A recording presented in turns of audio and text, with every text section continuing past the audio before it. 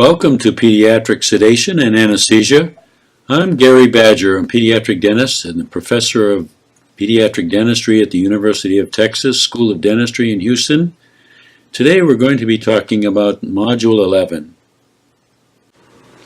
I received no financial benefits that would create a conflict of interest or restrict my independent judgment with regard to the content of this presentation.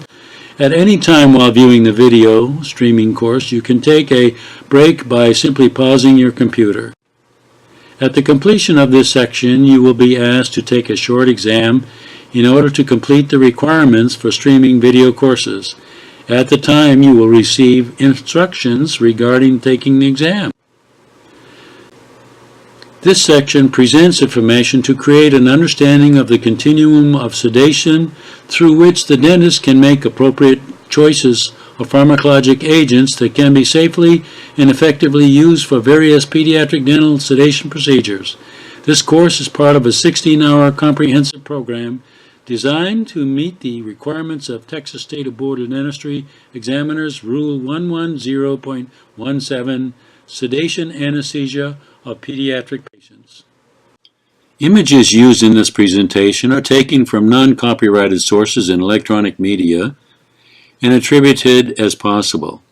The de-identified images are provided as an educational resource to illustrate techniques and procedures for clarity. The objective of today's discussion: the participant should be able to provide moderate pediatric sedation or anesthesia on ASA 1 to 2 patients, understand how to use drugs necessary to provide sedation, and 3, how to execute a plan for sedation. Steps for pediatric sedation and anesthesia is the pre-op phase, including the preoperative checklist and evaluation of the patient for selection for sedating procedures. The intraoperative phase is the use of a sedation record and the recording of data associated with a sedation event.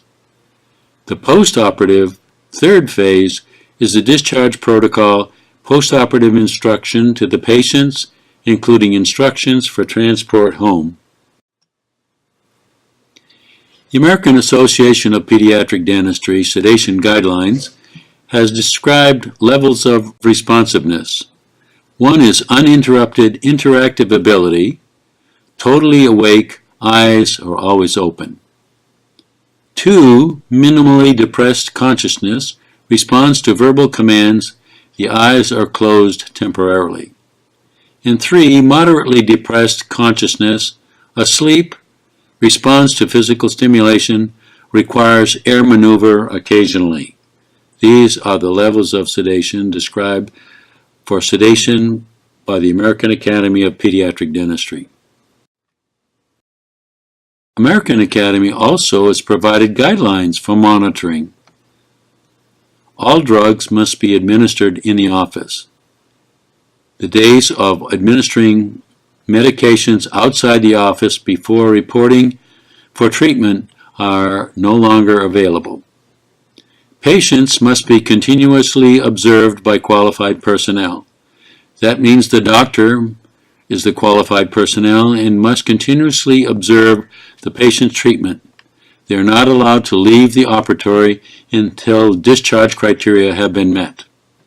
Continuous monitoring with a pulse oximeter during the sedative state is an important aspect of monitoring the patient's oxygen saturation on the hemoglobin, and it's important to have that reading available to determine the effect of the sedating drugs on the respiratory system. Pretracheal stethoscope is used intraoperatively in the sternal notch to determine the breathing pattern of the patient. One is able to hear any changes to the breathing pattern as to rate and depth, as well as to hear any noises that may occur during the respiratory aspect of the care. Also, one can hear the heart rate of the patient.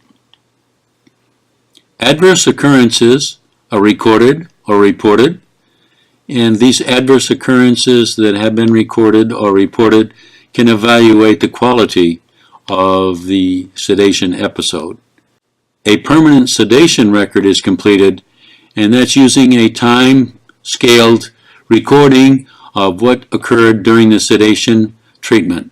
This allows us to evaluate the quality of the sedation record and the sedation itself. Monitoring principles are as follows.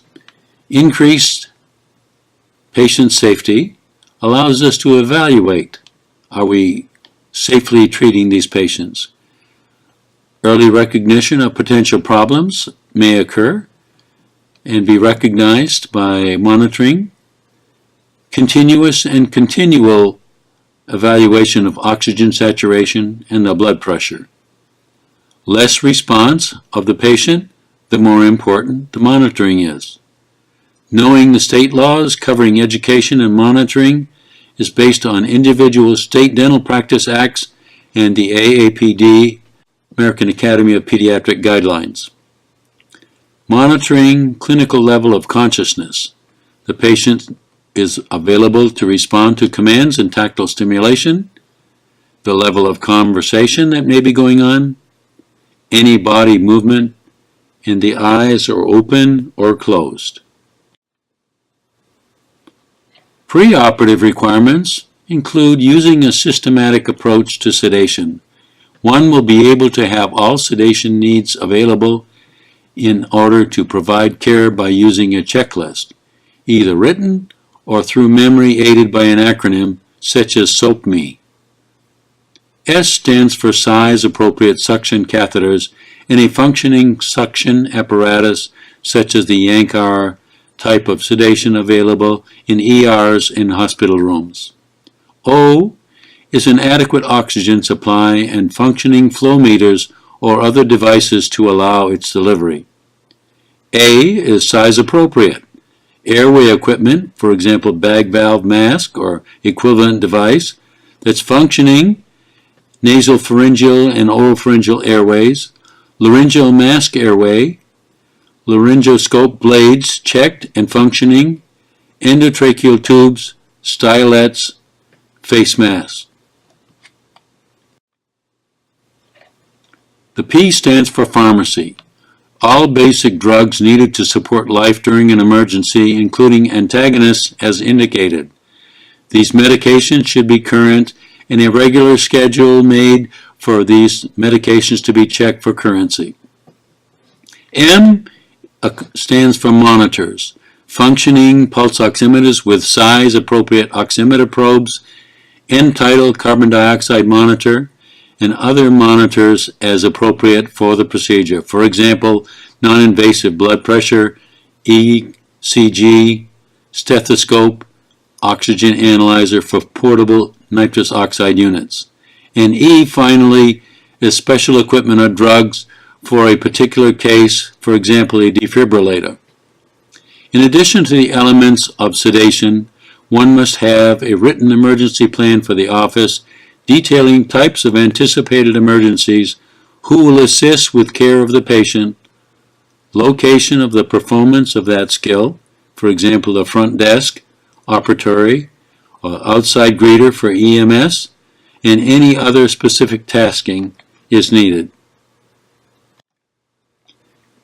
Preoperative professional consults. Any patient that has an associated medical condition that may contribute to the health of the patient must be investigated. For example, if a child has a history of asthma checked on the medical history, then specific questions must be directed to the caretaker to assess the complexity of the condition. Once it becomes known that the child is taking daily medications and has recently had an emergency room visit for treatment related to the asthma within 3 months, then a medical consult to the primary care provider to determine if the patient can withstand the planned sedation. A written response from the physician signifying delay of treatment, additional medications to be taken, or precautions must be received and in the patient's dental record prior to proceeding. Other concerns such as any bleeding disorders, seizures, attention deficit hyperactivity disorder, or attention deficit disorder, syndromes, diabetes, allergies, etc. must be investigated. Consents. Consents must be prepared with a procedure outline as to tooth number, letter, procedure to be performed on that specific tooth, what material is to be used, risks, benefits, complications, and alternatives, including no treatment, must be listed, and a signed consent witnessed and dated. For sedation, patients must be informed what drugs will be used, the duration of treatment, the risks, benefits, complications, and no treatment. Diet must be discussed, and limitations prior to surgery, that is, nothing by mouth, NPO, clear liquids up to 2 hours prior, breast milk up to 4 hours prior, infant formula 6 hours prior, non-humid milk 6 hours prior, and a light meal 6 hours prior. Consent for nitrous oxide should be consented prior to the day of treatment, as well as protective stabilization. It is thought that consent on the day of treatment indicates a duress placed on the care provider to either sign or not receive the care that day. So providing it the day before or days before the treatment helps to alleviate that concern. One must explain the procedure and answer all questions. Ensure that the patient signing has custody of the child and has an emergency number to be contacted. If sending a person with a power of attorney or grandparent or a neighbor or friend, a power of attorney must be present and that the patient has legal custody of the child. Postoperative behavior expected after sedation and the length of time the patient will remain.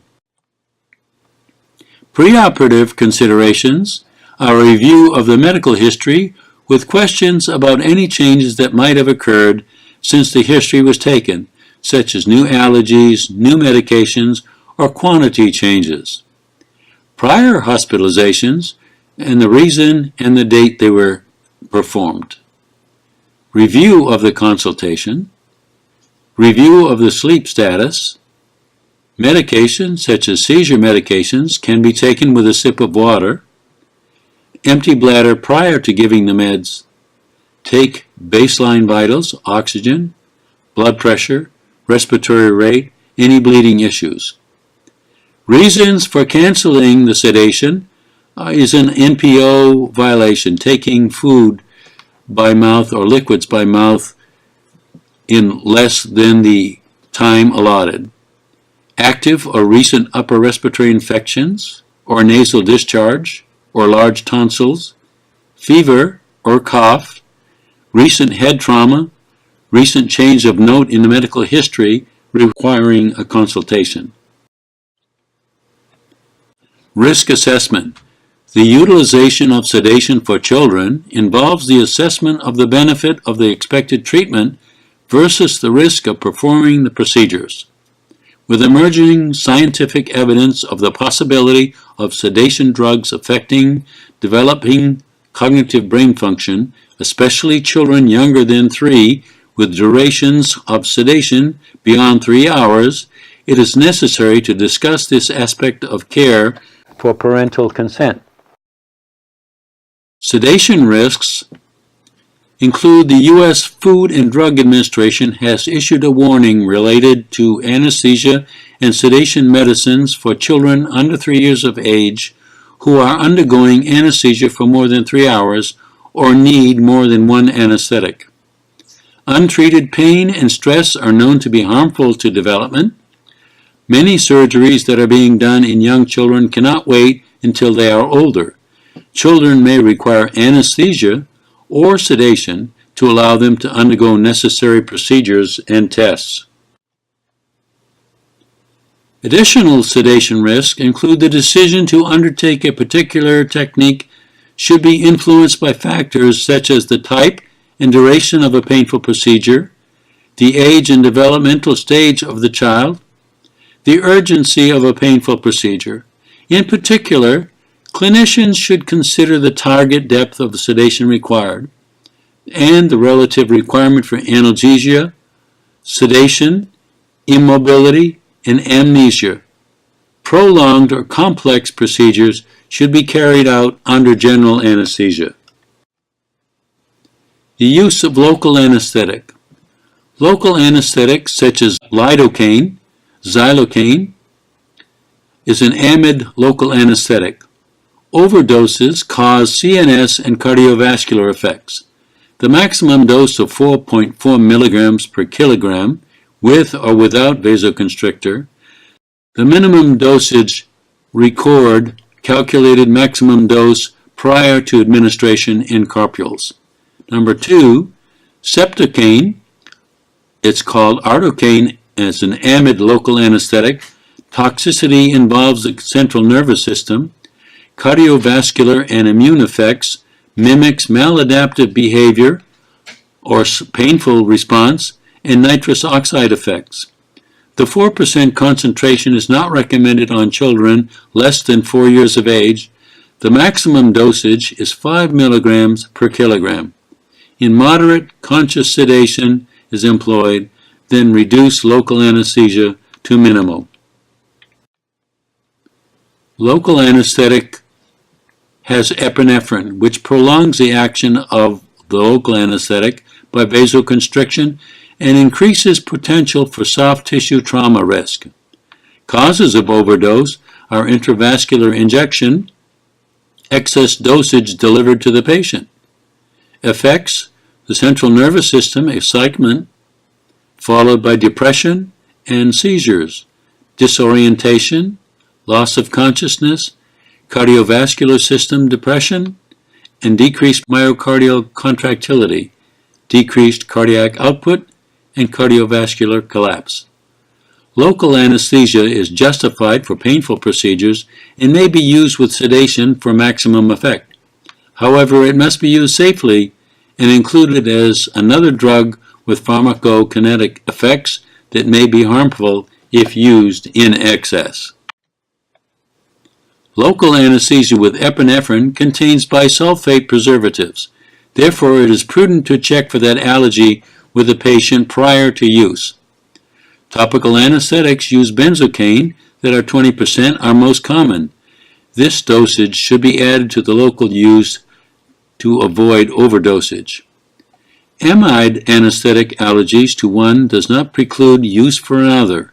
However, ester allergies rules out the use of another ester type should the initial anesthetic not be satisfactory. Use of local anesthetic includes the dosage of epinephrine in a recorded document.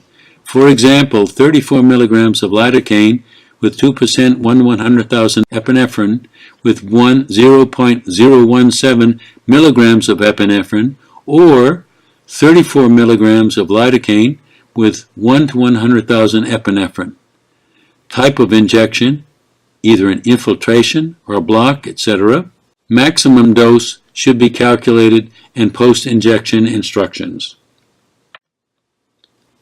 Paresthesia rarely occurs but are more common with ardocaine and prilocaine. Postoperative soft tissue injury includes the use of bilateral mandibular block does not increase the risk of soft tissue injury when compared with unilateral mandibular block or ipsilateral maxillary infiltrations. It is recommended that the depressant effect of local anesthetics when used with sedative agents be adjusted downwards when combined with opioid use. For patients undergoing general anesthesia, local anesthesia with epinephrine can produce dysrhythmias when used with halogenated hydrocarbons such as halothane. Postoperative pain control has been reported with the use of local anesthetics after general anesthesia. Intraoperative care. The dosage of sedation drugs is calculated prior to the arrival of the patient and recorded in the sedation chart. It has been determined if the patient will swallow the medications given orally prior to the patient's appointments. If that is not the case, then use of intramuscular administration, nasal, suppository, or IV sedation is determined. If nitrous oxide is being used, an appropriate size nasal delivery device is chosen. The delivery is continuous and initially 0 to 30%. If the procedure is non-painful, or up to 50%, if pain is expected. Local anesthetic or expected tooth removal. Once the patient exhibits signs of sedation with nitrous oxide, then IV or IM intramuscular can be given. If meds are given orally, either by syringe or mini cup, encouraged to swallow quickly and wash down by water sip. Oral medications taste badly to children and be ready for spitting or vomiting. Nasal administration of medications is more suitable for uncooperative patients. It uses a minute spray into each nares by divided dose. It may sting, cause a burning sensation, and this should be explained to the parent prior to use. For patients that are resistant or will not swallow the medications, intramuscular is the good choice. It may be given in the deltoid muscle or into the vastus lateralis or mid-thigh in the upper outer quadrant. Injection may be painful, and it's best given with a parent holding the child away from the provider. There is a delay for onset, and the patient should be monitored until then. IV sedation is very predictable and can be administered by an anesthesiologist, MD, or DDS-DMD with training. Applications and complications may include venopuncture and overdose response. Suppository administration is rarely used but can be effective for resistant patients where it's unavailable for an IV or IM and parents' approval. Once the onset period is over, the patient is brought back to the operatory and placed on protective stabilization, papoose for example. The patient does not have to be wrapped unless movement becomes disruptive. The patient has consented prior to its use and an explanation has been given.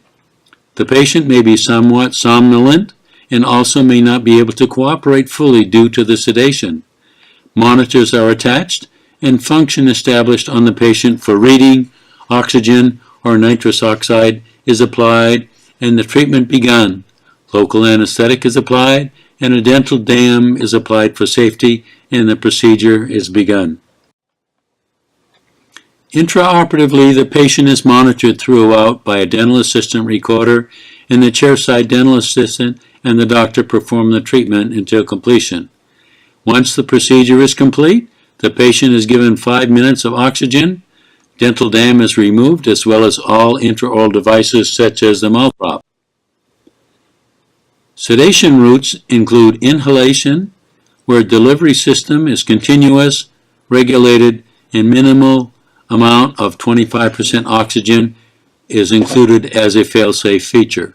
A scavenger system is providing removal of waste anesthetic gas.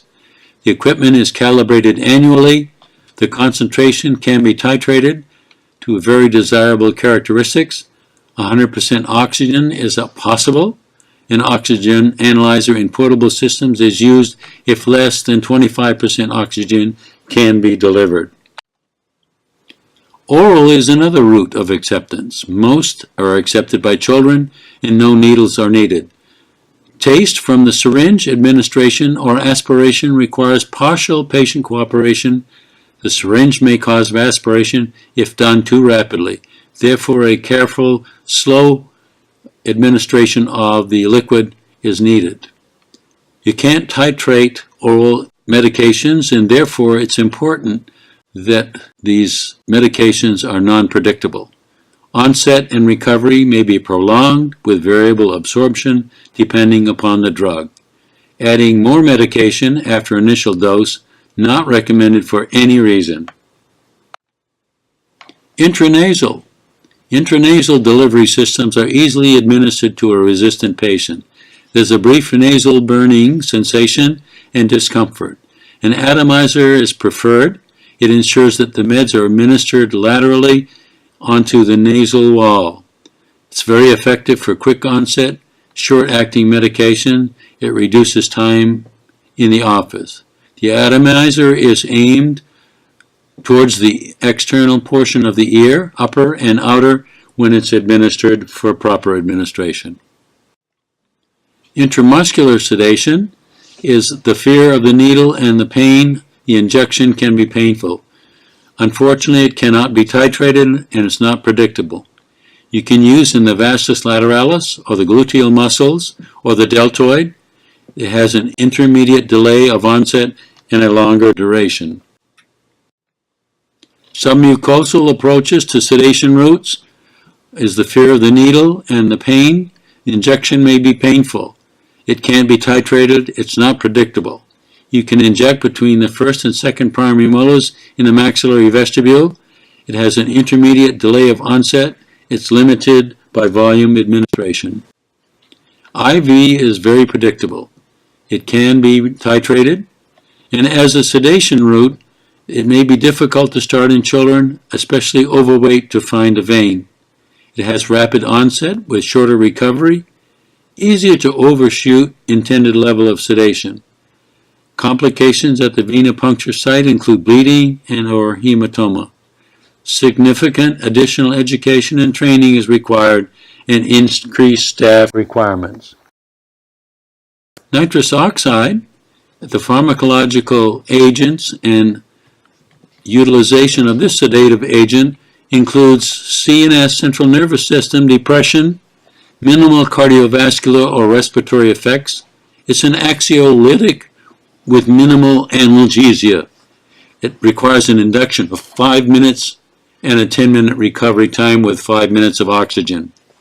There's 20 to 70% concentration in the open system, requiring a nasal hood or nasal tubing.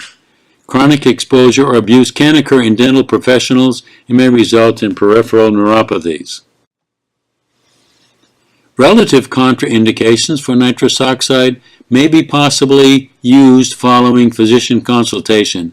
Wheezing for moderate to severe asthma, acute otitis media, nasopharyngeal obstruction, methionine synthetase deficiency, tuberculosis, cystic fibrosis, first trimester pregnancy, sickle cell disease due to lowered oxygen detention in the blood. Sedation agents such as nitrous oxide, the note only absolute contraindication is the lack of consent. Side effects of sweating, nausea, GI discomfort, vomiting at high or rapidly varying nitrous oxide levels, and inhibition of airway reflexes. Chlorohydrate is a sedative hypnotic drug. It's a drug that's been used for many years and is currently off the market. However, it can be formulated by a formulating pharmacy. It is a mucosal irritant. It is a gastric irritation as a side effect. Unpleasant taste, may need flavoring to mask the taste, and generally that's how it was prepared in a previous available dosages. It requires over 30 to 60 minutes with a peak effect at 60 minutes and a duration of 5 hours. Working time is up to 60 minutes. 10 to 50 milligrams per kilogram orally to 1 gram maximum as the sole agent. Reduced dosages if used in combination with other sedative agents. It's metabolized to trichloroethanol in the liver and excreted by the kidney. The trichloroethanol has another metabolic effect and can cause prolonged effects of sedation with children. Arrhythmias in higher doses, usually greater than 75 milligrams per kilogram. There is, however, no reversal agent, and for this reason, when combined with other agents, dose of chlorohydrate should be lowered. Oral syrup, which is not available any longer, requires compounding pharmacy to appropriately convert tablets to a syrup. Other sedation agents, such as diazepam or Valium, is a sedative hypnotic benzodiazepine. It creates central nervous system depression with minimal cardiovascular or respiratory effect. It creates amnesia, and when provided, the patient has little memory of what went on. It creates some ataxia. It acts in the cortex system and limbic system, reducing emotional responses, the thalamus, and the hypothalamus. Its onset is 45 to 60 minutes and peaks at 60 minutes with a half-life of 20 to 40 hours. 0.25 to 0.3 milligrams per kilogram orally, or less than 10 milligrams total dose. Flumazenil is a reversal agent dosed at 0.01 milligrams per kilogram and can be repeated up to a total of 1 milligram. IV is preferred but can be IM or submucosal onset of reversal effect. It doesn't occur for up to 1 to 2 minutes, assuming circulation is occurring. It's contraindicated with narrow angle glaucoma and has a half-life of 20 to 40 hours with a sedative metabolite. Midazolam or Versed is a sedative hypnotic. It's a benzodiazepam. It causes CNS depression, has minimal cardiovascular or respiratory effect. It has anterograde amnesia and is a potential feature. It has an onset of 15 minutes, has 30 to 40 minute working time, and the dosage level is 0.5 to 0.75 milligrams per kilogram, up to 15 milligrams total orally. Nasally, 0.2 to 0.3 milligrams per kilogram. Flumazenil is a reversal agent not to exceed a cumulative dose of 0.05 milligrams per kilogram or 1 milligram, whichever is lower. IV is preferred but can be intramuscular or submucosal onset of reversal effect doesn't recur for up to 1 to 2 minutes. It's 3 to 4 times the potency of diazepam. Respiratory depression may occur with higher doses or rapid IV bolus. Hydroxyzine is an antiemetic or an antihistamine. It creates CNS depression, is an anxiolytic bronchodilator. It's an analgesic causing dry mouth. The onset is 15 to 30 minutes with a 2 to 4 hour duration. The dosage is 0.5 to 1.0 milligrams per kilo orally. It's used often with chlorohydrate, meperidine, or midazolam.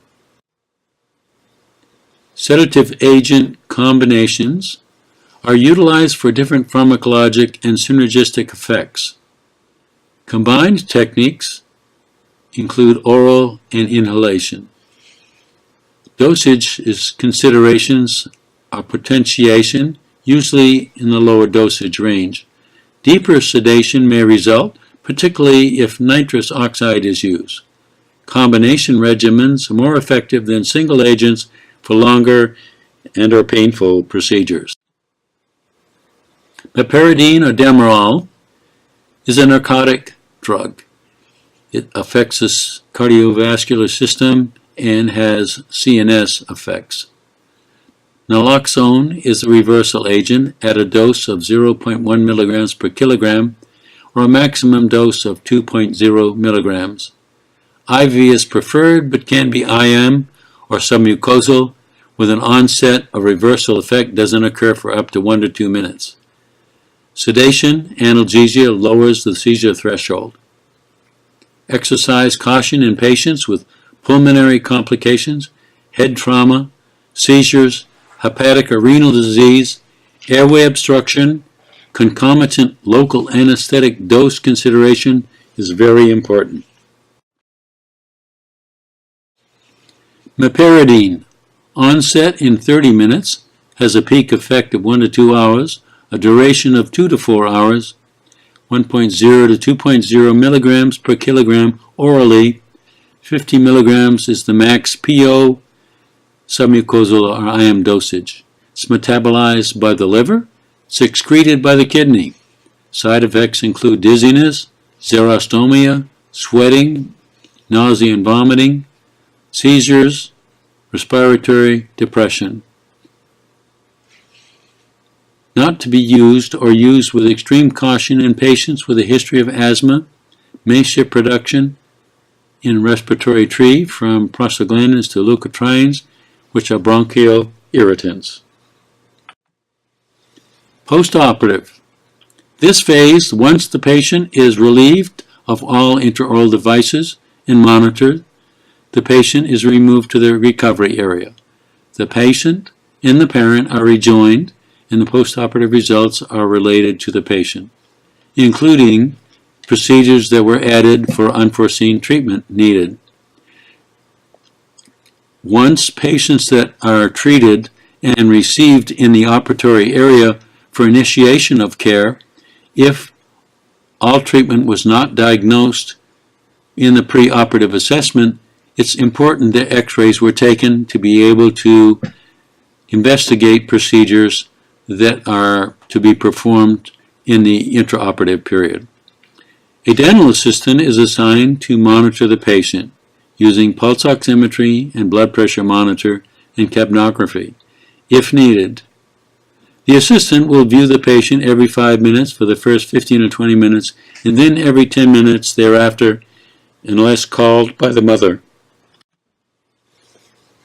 The parent is given target zones where the patient's monitor's values must remain during recovery, and to call the assistant if needed, if in between observations.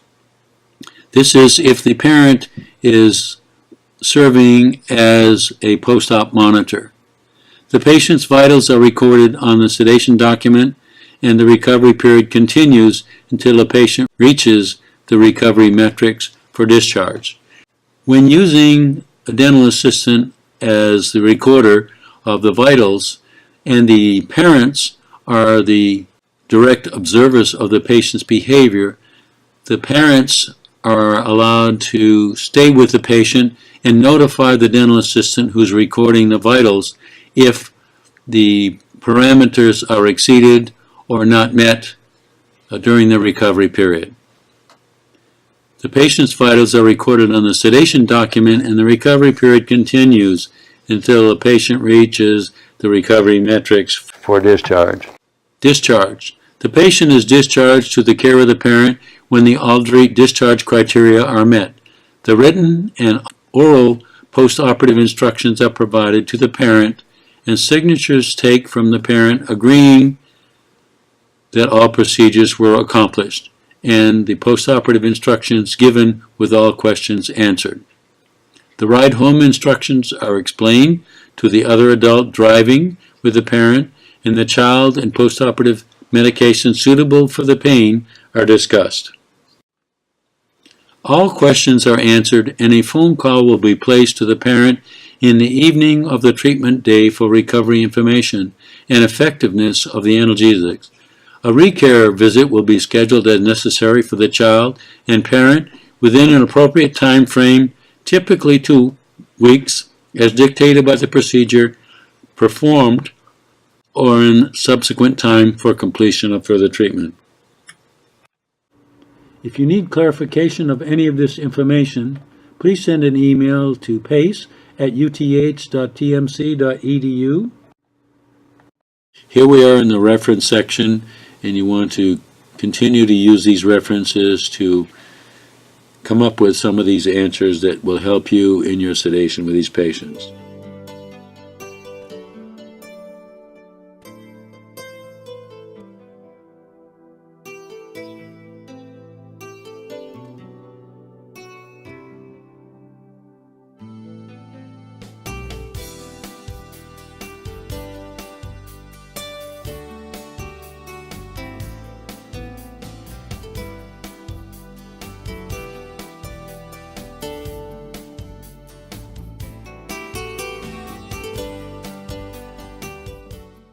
This completes this section of the course. It's time for you to take a short exam in order to complete the requirements for streaming video courses. And once you have completed that, the nature of the subject, you need to get a passing score of 80%. It's necessary in order for you to advance to the next section. Upon a successful completion of this exam, you will be visually informed that you have met the requirements to proceed. If you fail to answer enough questions correctly, you'll be instructed to take the exam and a new set of questions will be provided. You'll have 3 chances to fulfill the requirements. If you're not successful, you'll be instructed to review this section again. Good luck on the exam. If you're ready to take it, the next section, upon the completion of the exam, you'll be provided a link to continue. If you wish to proceed at a later date, you will need to log in, and no further payment is necessary since this is a continuum.